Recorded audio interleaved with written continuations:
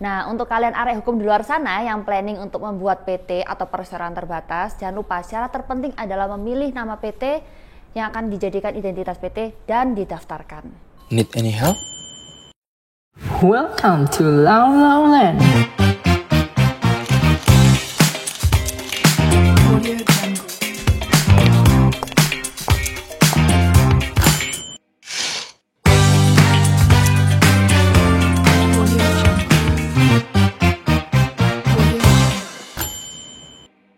Halo arek hukum, jumpa lagi bersama saya Feby dan hari ini saya pengen bahas sedikit mengenai syarat-syarat untuk memilih nama PT untuk didaftarkan. Nah, untuk kalian arek hukum di luar sana yang planning untuk membuat PT atau perseroan terbatas, jangan lupa syarat terpenting adalah memilih nama PT yang akan dijadikan identitas PT dan didaftarkan. Pertama-tama, untuk bisa menentukan nama PT, kalian harus tahu dulu syarat-syaratnya dan dasar hukumnya. Diatur di dalam pasal 5 ayat 1 Peraturan Pemerintah RI nomor 43 tahun 2011 menjelaskan tentang persyaratan pengajuan nama perseroan. Yang pertama, nama perseroan harus ditulis dengan huruf Latin. Yang kedua, nama belum dipakai secara sah oleh perseroan lain atau tidak sama pada pokoknya dengan nama perseroan lain. Yang ketiga, nama yang diajukan tidak bertentangan dengan ketertiban umum dan atau kesusilaan. Yang keempat, nama perseroan tidak sama atau tidak mirip dengan nama lembaga negara, lembaga pemerintah, atau lembaga internasional kecuali mendapat izin dari lembaga yang bersangkutan. Yang kelima, nama perseroan tidak terdiri atas angka atau rangkaian angka, huruf atau rangkaian huruf yang tidak membentuk kata. Misalnya PT Maju 123 menggunakan angka. Yang keenam, nama perseroan tidak mempunyai arti sebagai perseroan, badan hukum, atau persekutuan perdata. Misalnya PT Koperasi Makmur atau PT CV Adipurna. Yang ketujuh, nama yang diajukan tidak hanya menggunakan maksud dan tujuan serta kegiatan usaha sebagai nama perseroan.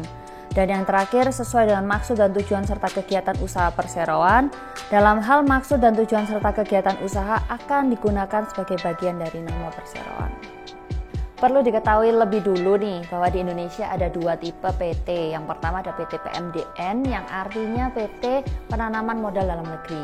Yang kedua ada PT PMA, PT Penanaman Modal Asing. Nah, kalau PMDN ini untuk pemilihan namanya kalian harus menggunakan bahasa Indonesia dan wajib ya, nggak boleh dicampur dengan bahasa Inggris. Sedangkan PT PMA ini boleh menggunakan istilah kata asing karena memang merupakan PT yang nanti pemegang sahamnya terdiri juga dari warga negara asing.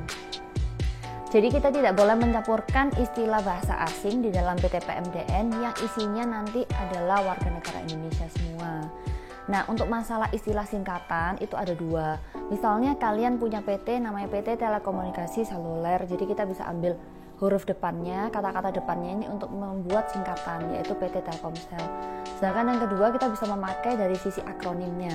Misalnya PT Kereta Api Indonesia, kita bisa singkat dengan PT KAI. Nah, untuk arek hukum di luar sana yang kalian memang masih bingung nih gimana cara pilih nama, tentuin aja nama yang sangat unik, yang pastinya tidak kembar dengan nama lain. Terus yang kedua, pilih namanya itu minimal 3 opsi. Misalnya nih PT Maju Jaya Sentosa, terus kalian punya lagi PT Maju Jaya Abadi, sampai 3 opsi minimal. Terus kalian pergi ke notaris untuk dicekkan apakah nama ini sudah didaftarkan atau belum. Jadi pemilihan nama PT itu sangat penting ya, jadi kalian harus pilih yang nama unik dan harus didaftarkan. Untuk kalian yang masih punya banyak sekali pertanyaan, bisa langsung aja komentar di kolom komen di bawah ini. Jangan lupa like, subscribe, dan share video ini supaya menjadi manfaat bagi banyak orang. Terima kasih.